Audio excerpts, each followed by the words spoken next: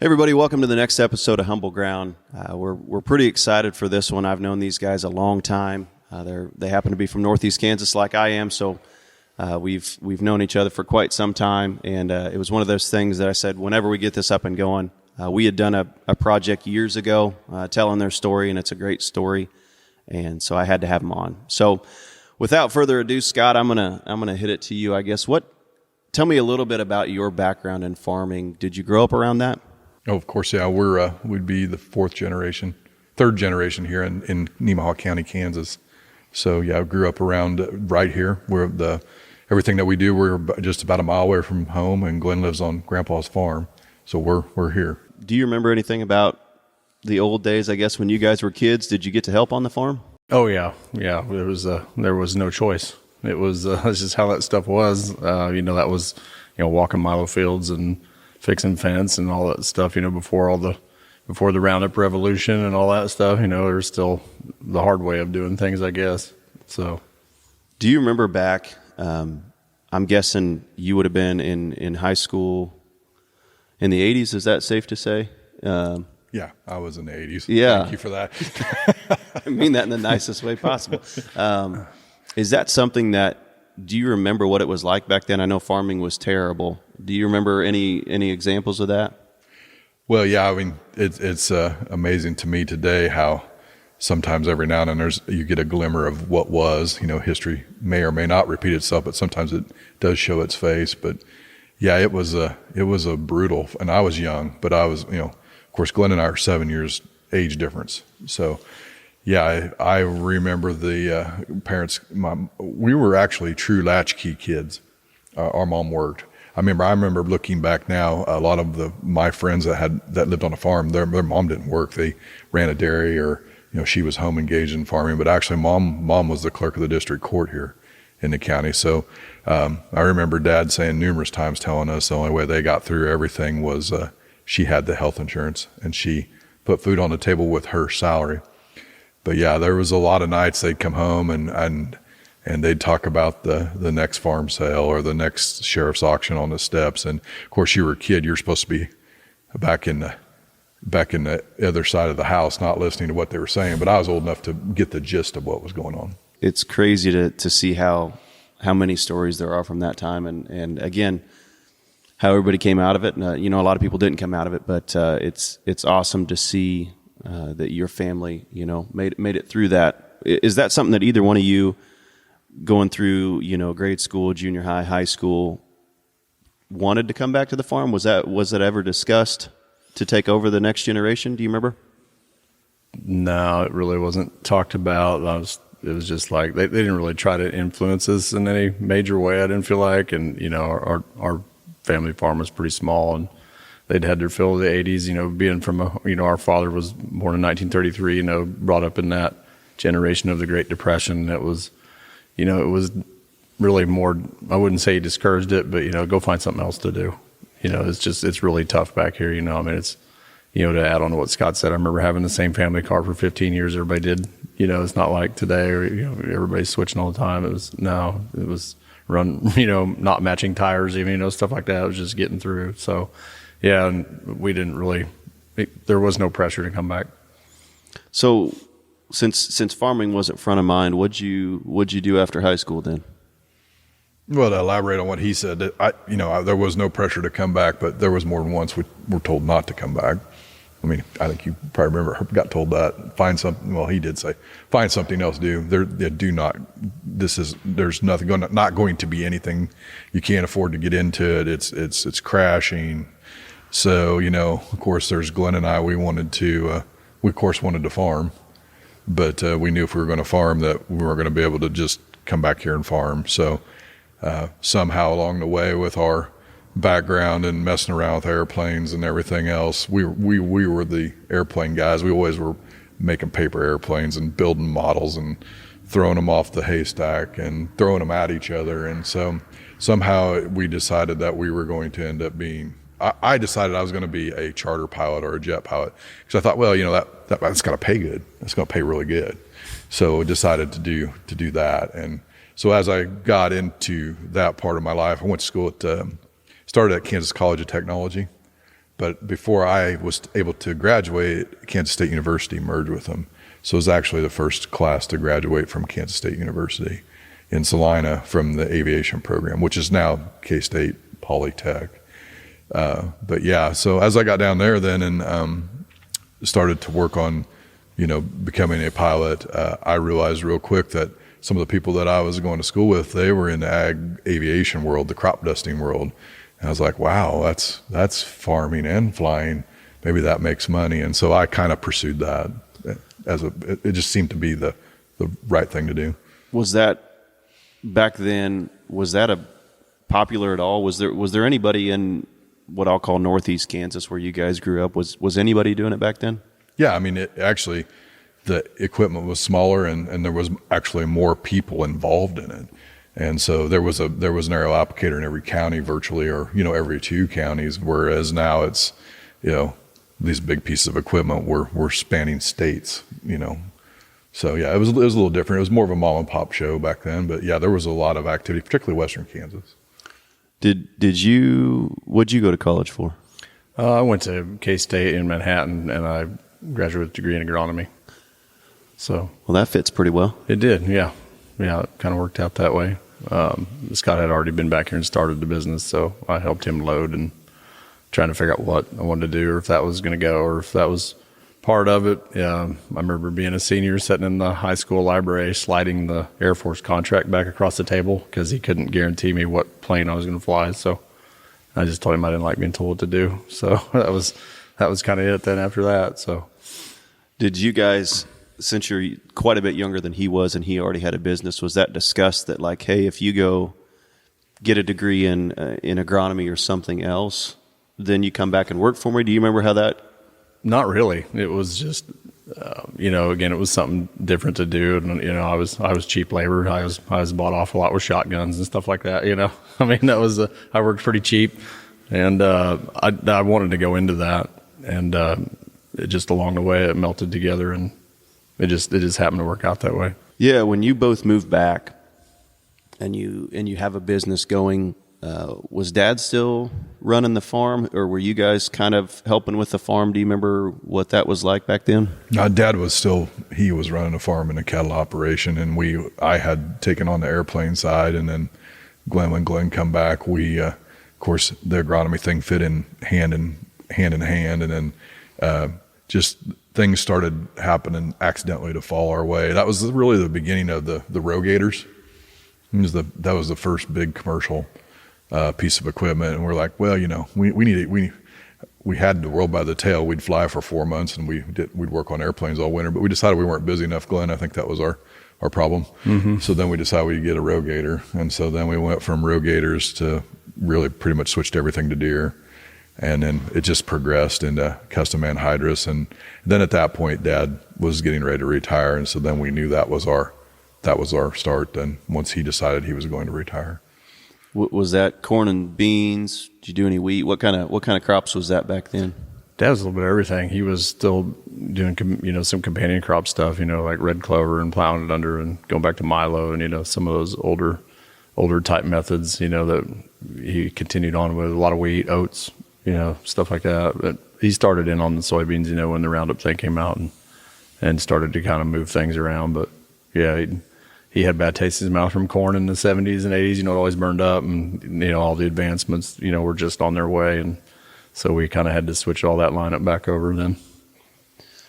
So trying to grow, when you took over the farm, was it like, hey, we need to get more acres? You always hear about people, even now, hey, I've got to have more acres to make this work, long term. Was that a thought back then? Or was it, hey, we're going to just take over the family farm, but we've also got a really good thing going in the aerial application or the ground application business, so we probably don't need to grow the farm side of things?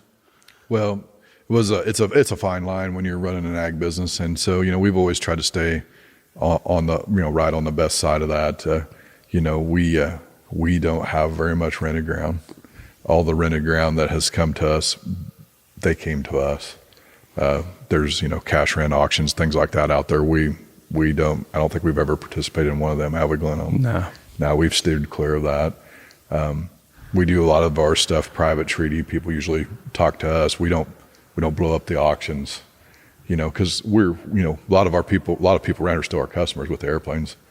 And so, and I can honestly say in all the years, all the land we bought, I don't think we've ever bid against a customer on anything, unless, I don't think I can even think of anything. Most everything we've done, though, has been private treaty. So. Yeah, no, it's been awesome to see y'all grow. I guess on the plane side of things, because I think it's fascinating. You started out with the two of you. Did both of you fly back? Like when you first started out, did you just have one plane and like you flew and he helped, or what was the early years of the actual aerial side look like? I did all the flying and everything back then. Of course, he was still in high school, and then as he got out of college, then he went into actually Falls City, Nebraska, and got all your ratings up there. And then I eased him in to the spray side. He was probably my only aerial application student ever. So I was a flight instructor, but yeah, I'm no longer a flight instructor, but I think he's the only one I ever taught to spray. So when let's probably backtracking a little bit, but did you fly corporate for a while? I did. What was that like? I don't know. It was kind of almost like a glorified taxi driver. I mean, there's a lot of people that fly corporate, and I've got a lot of friends that do it. It just wasn't for me. I just didn't like it. So just not enough adrenaline, or what? I mean, it seems like I've watched you guys fly spray planes, and I've told Jim, your chief pilot, I'm like, I don't know how you like. That's a whole different thing there. It's crazy to see that, which would be much different than the corporate world, I would assume. Oh yes, there's no doubt about it. The flying is, there's no comparison in the actual flying part of it, but the schedules and everything, the schedule in aerial application is no fun, but when you're a corporate pilot, you're at somebody else's beck and call.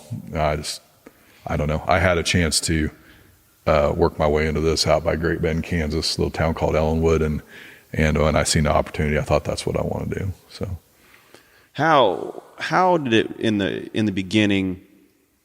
What was spray planes? I'm assuming there wasn't a whole lot of technology back then comparative to now.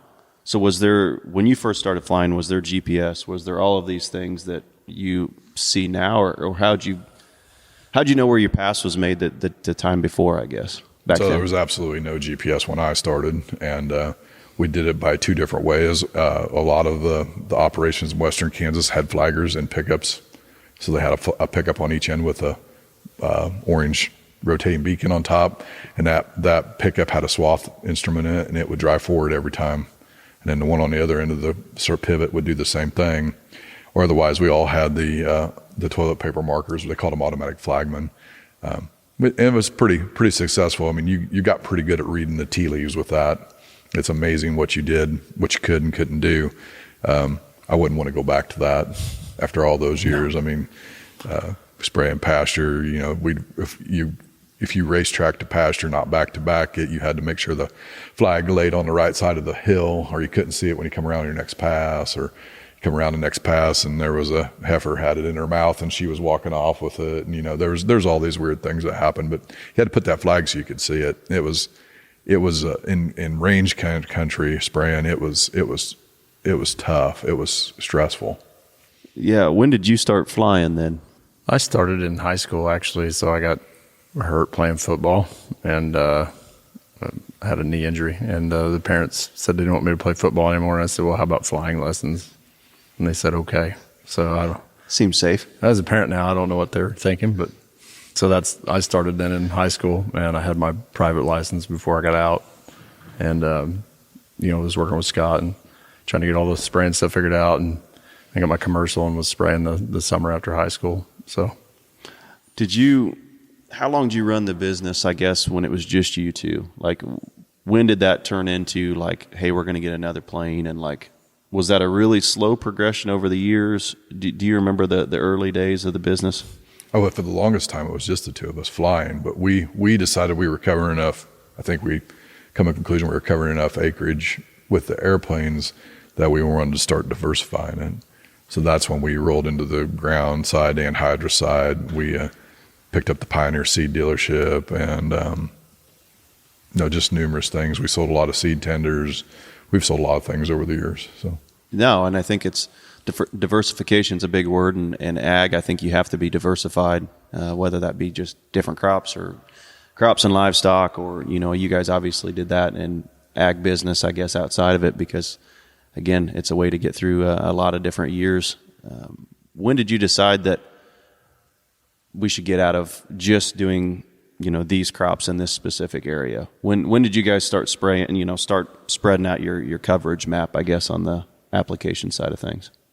And why? Well, the corn thing picked up for us, the fungicide thing. It was in its infancy, and it was starting to pick up. And we did quite a bit of corn fungicide around here, some soybean work. And then, our mainstay was pasture, but the airplanes started getting more and more expensive. We seen that there was the opportunity to do the fungicide work, but I'll never forget, it was Christmas morning. I don't know if we were having dinner at Mom's down the road here, but Glenn and I were standing down here in the hangar, and we're looking at 6 or 7 airplanes. And I remember telling him that if we drought, we're screwed. We were running 6 or 7, it was 7, maybe even 8 airplanes right here in 10 or 15 counties. So we'd already been talking about, the custom harvester concept. They had these big expensive combines, and they would start in Texas and they would end up in Montana. And so it dawned on both of us about the same time that a lot of our help when we get like uber super busy in July and August was coming out of the South. And I told Glenn one day, I said, why don't we just go down to Texas, Oklahoma, and find somebody who wants to retire, buy their operation, and let's run them airplanes from south to north, like the custom cutters. And once we picked up on that concept, that's when it took off. So, because what are you in? Like, how many states are you guys in now? Currently, right now, probably 10 states. But yeah, our main, what we call the main body of work is from Texas to South Dakota, and then Illinois and Iowa. It's just crazy to see how that's grown over the years. All the while still farming. Like, do you two still farm now, or is that like, I know you both have kids. Is that something that the kids are kind of like slowly transitioning into helping on that? Just starting to happen. They're getting the right age, and we're trying again not to pressure them like we weren't, and just let them kind of follow their own path. But there's a lot of interest out of them. We're trying to, like every family farm, trying to figure out how to hand that off and get them involved, or just see what they want to do. And yeah, we'd like to take a step back a little bit here, but it's just a natural progression of things. Do you see your kids? Because I've seen your kids, I guess, help on the farm side of things. Do you see any of the kids wanting to help on the plane side of things? Are any of them pilots? Yeah, there's 3 of them so far. They all have their private rating. Some of them are going on for more. They've all, of course, helped. Whether they wanted to or not, they had to help on the flying side. Don't really know if any of them want to actually spray or anything like that. But we'll see. If they don't, that's fine. So, yeah, about finding what I guess they enjoy and what they see long term. How many people does it take to keep everything moving? Like, you guys have a lot going on, I feel like. How many pilots does it take to keep up with the amount of acres that you guys cover in a year? Well, I mean, the pilot we don't bounce pilots in and out of aircraft, so everybody has their seat in their airplane. I mean, it's easier to tell if something's going wrong from vibration, from noise, from whatever, temperatures. We keep everybody in the same airplane all year round. Glenn might bounce in and out at the end just because of maintenance reasons when we're trying to clean things up, or Jim. But so we have that. We have a lot of summer help, South African help, family help. I mean, because when that thing really, really gets going, June, July, and August around here, and even half of September, you just don't know where you're going to be the next night.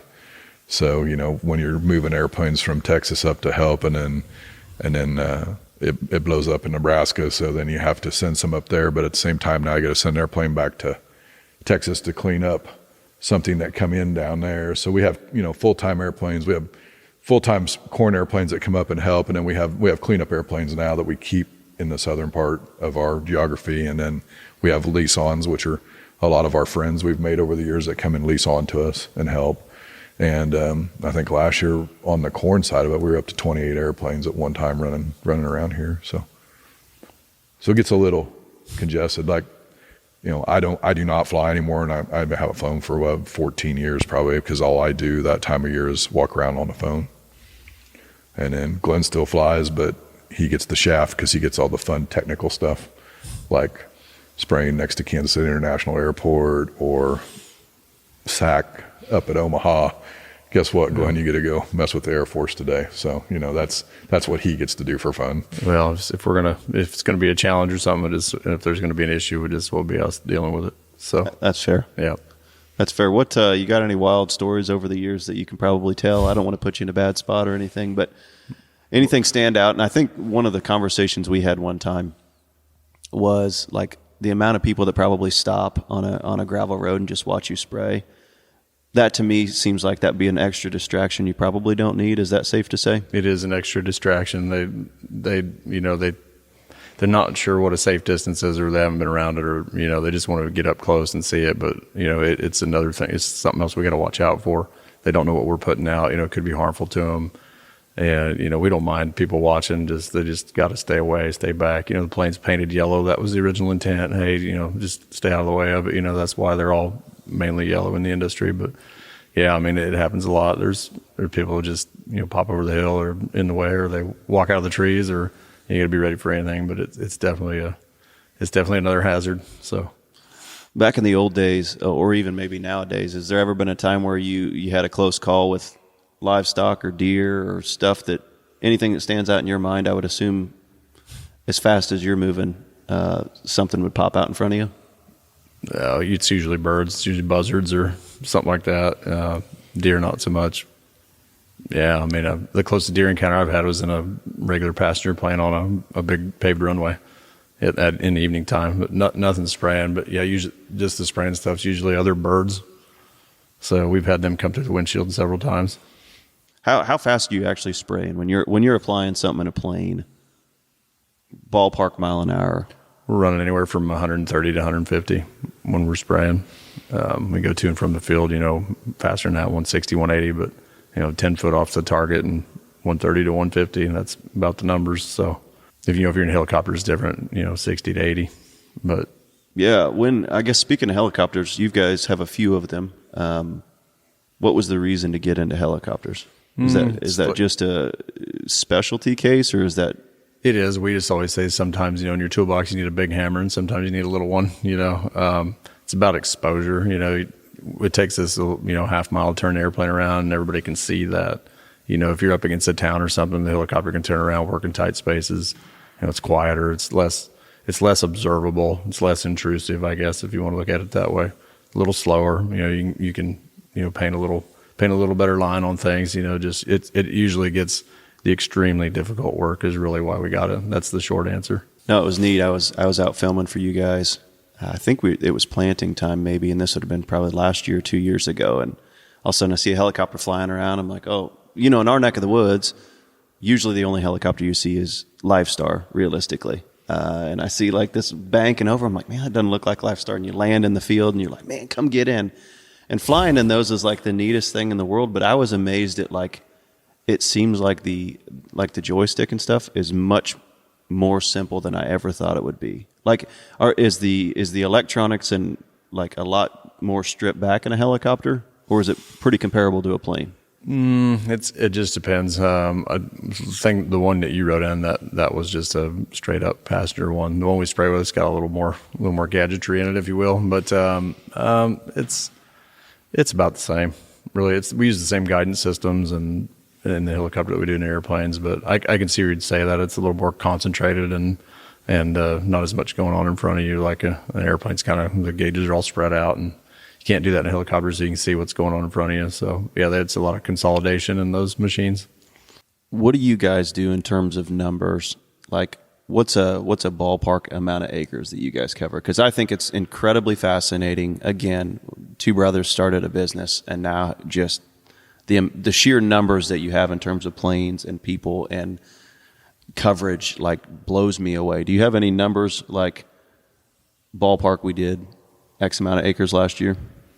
We usually shoot for 1.5 million to 2 million acres a year by air is what we try to get over. How many different crops? Oh, quite a few. I mean, the southern part of the territories, we do cotton and wheat and peanuts and pecan trees sometimes, just depending on if there's an infestation on some things. But we're just kind of we cover a lot of different crops. Why be involved in agriculture all these years? What's kept you coming back, especially after Dad told you that you probably shouldn't come back a long time ago? Well, I think back in the day, I think we were coming back because that was the lifestyle. That was what we wanted. This is where we wanted to be. I mean, as far as what we do with the airplanes, it works out good because it's the center of what we do. But as far as the mass amount of acres that we spray, there's not necessarily that many acres right here at home. So as far as being the hub, it works out good, but we're here because this is where we grew up. And it's a heck of a place to raise a family, and it's neat to see that your family's involved when whether that be long term or whether that just be now, because obviously they're going to school and a job's a job and you got to work and earn your keep. But what do you think the future looks like the next 5, 10, 20 years? It's definitely changing, with the onset of the drone technology, and but it's no different than when we started. I mean, or even our dad or whatever. He rode with us in the tractor one day and said, I started with horses, and now you're not driving a tractor. So, from like Scott was talking earlier about the flags we dropped to guidance now and swath control and all these things that we have. Those have been some major changes, even right down to the crops. When Scott started, a lot of BT corn, that went away, with technology and seed. So, we're just on to the next step. This drone thing is the next step, probably unmanned. I don't know how long it'll take, but, we'll probably see it before we're done, I would think. What's your opinion on flying planes all these years and now kind of getting into and seeing what drones have? Like, is that something you think that they can play so well together? It's not necessarily like drones are going to kick everybody out of airplanes, because I don't foresee that happening. But how do you think they play together, and what's that look like for you guys in the future? I wouldn't loaded questions probably a little too far, but it depends on the regulations and the government and all that stuff. But I think that's the progression. You kind of nailed it in your question there. It'll everybody puts their toe in the water. We'll start with it. It'll be a nice complementary tool, and then someday when it's right and the capacity's there, then maybe it will offset the whole man thing. But it's how many years is that? I don't know. It's probably honestly really up to the government. I think the technology will move quick enough, but how fast can they get it regulated and keep everything under control so there's no conflicting airspace or any incidents with anything. No, it's been wild to see. We get to see obviously a lot of that drone technology. Mind-boggling how fast it's progressing realistically. Mm-hmm. But the number one thing we get from people is like, they're this drone's coming in here to take away planes, and I just don't think we're anywhere close to where that's going to be the case. Whether that be sheer number of acres or whether that be whatever, we're a long ways from that, and I think there's going to be a lot of regulations. They're already talking about that, so yeah, I think they're going to have to complement each other, I think, to make it work in the future. Yeah, I mean, it's just like any business. I mean, you can just say it's not going to happen and put your head in the sand and watch it pass you, or you can move with it. And we're just in that early stages of moving on to the next thing. And we just got to see where it goes. No, that's perfect. What's your favorite memory of all time, Scott? If you look back and say, man, this is the neatest thing I ever got to do on a farm. Anything stick out in your mind? Any? I asked that the other day to Corbin, and he thought it was just neat how family gets together at harvest time and all that kind of stuff. Any moments stand out in your mind? Oh, I'm enjoying watching the boys come back, all the kids come back. I mean, I'm on the cattle side of it. I'm with the degree in agronomy. Of course, I don't get much involved with the row crop side like Glenn does. He's the row crop guy. But yeah, I'm enjoying. This summer we decided to pull the square baler out of the shed. That about killed me. But I stayed in there and helped with them. But we went back and we put up 500 small square bales. That's minuscule compared to the thousands that we did when we were kids. Not only did we help Dad, we did helped all the neighbors. That was kind of a cool thing back then. But we got a lot of photos of that, and it's gotten to be now where we do about 400 or 500 every year, just because the kids actually enjoy it too. So, and it works out for us with calving to have a few small ones around. So, but yeah, we had a good time this summer. We thought we were going to get that done, in an afternoon, and we did. But boy, I was hurting the next day when we got done with it. So, I'm sure that worked out a few muscles you haven't used it in a few years. Yeah. Yeah. What's today look like on the farm, and where do you think that's going to go in the future? My opinion is that unfortunately we're headed to 10,000 acres if you want to make it work. I mean, I don't know that we'll get there, us per se, but I'm afraid that with the cycle of trading equipment to stay advanced in the technology, the size of the equipment, the cost per acre, unfortunately, I'm afraid that that's where this is all headed. Yeah. I guess in agronomy, what's one of the neater things that you've been able to watch evolve over time, whether that be the technology side, whether that be on seed and chemical and fertilizer? What's some of the coolest things that you've seen evolve over?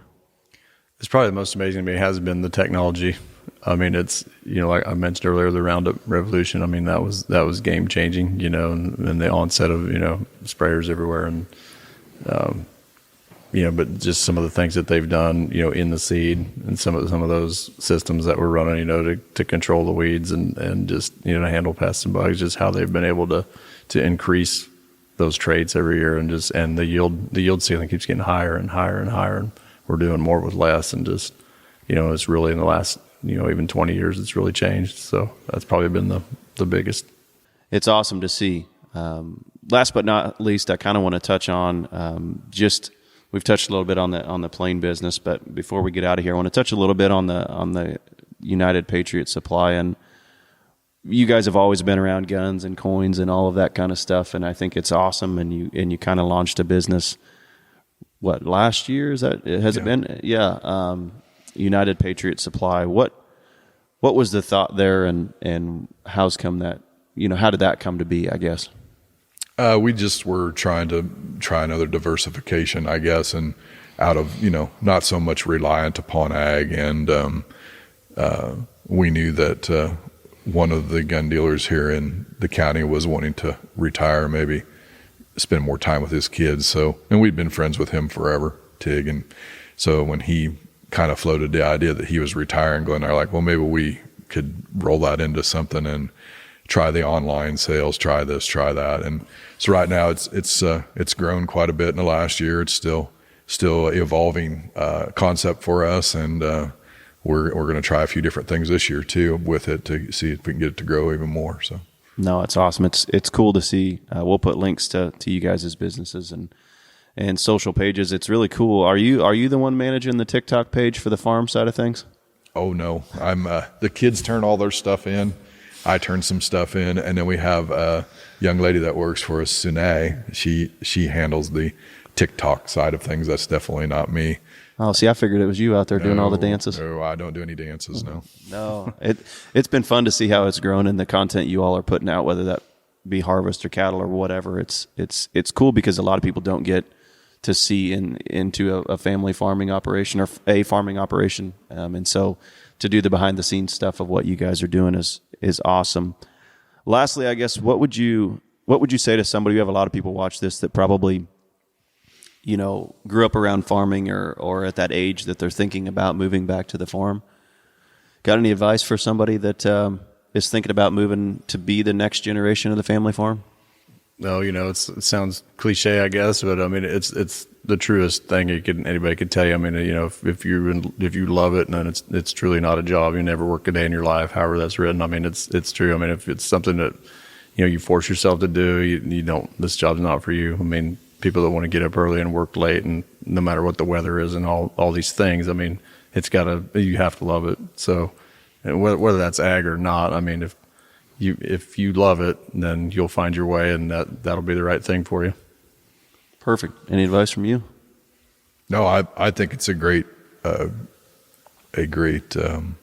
occupation. I think that if you grew up in it or didn't grow up in it. I mean, if you can find your way into agriculture, I think it's of course a changing thing, advancing thing in technology, which, some days I'm technologically challenged, but I still think, that there's room and there's opportunity. And, one of the things that Glenn and I've always said to each other, it's rather be lucky than good. But, if you can come back here and make your own luck, you got to make your own luck. So you come back here and put your head down. I think there's opportunity. No, it's awesome. I appreciate you two coming on. Like I said, we'll put links into everything. For anybody watching, thank you so much for watching. Like I said, check them out, follow them. If you're interested in their businesses, again, I'll put those links in there. The biggest thing you can do for us to help support is just to like and share the content, and make sure to subscribe on the website. We got a lot of really cool things coming. But again, I'd like to thank both of you two for coming on. And Well, thank you. Yep. Appreciate you having us. yeah, we'll catch you down the road.